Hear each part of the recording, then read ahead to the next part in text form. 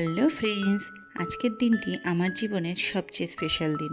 কারণ আজকে আমার মাতৃত্বের জন্মদিন। 14 বছর পূর্ণ হলো আমার বাবাইয়ের।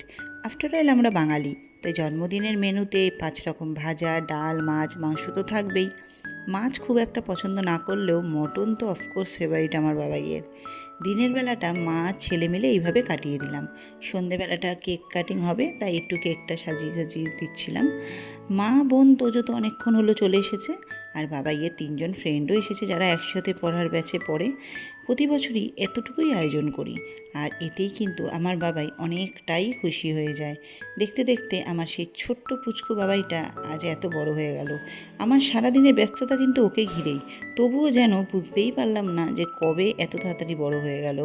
রাত প্রায় অনেকটা হয়ে গেছিলো, তাই বাচ্চাগুলোকে এবার ডিনারে বসিয়ে দেবো।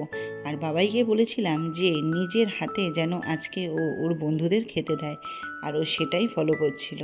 চলো, সবাই কিন্তু আমার বাবাইকে অনেক আশীর্বাদ করো, ও যেন অনেক একটা ভালো মানুষ হয় বড় হয়ে। আজকের মতো এইটুকুনি, টাটা।